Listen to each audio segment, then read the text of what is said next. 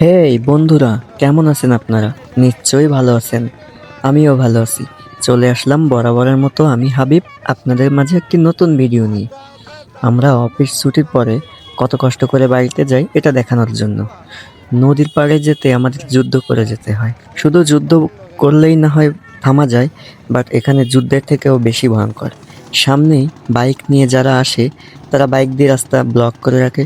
এই ব্লক করে রাখার কারণে আমাদের যেতে অনেক কষ্ট হয়ে যায়। আমাদের অফিস যদি ছুটি হয় ৫টায়, আমাদের বাড়িতে যেতে ৭টা বেজে যায়। হয়তো ২ কিলোমিটার রাস্তা, তারপরেও কিন্তু এত সময় লাগে শুধু লোকের ভিড়ে। দেখেন না কতটা জাম হয়েছে এখানে।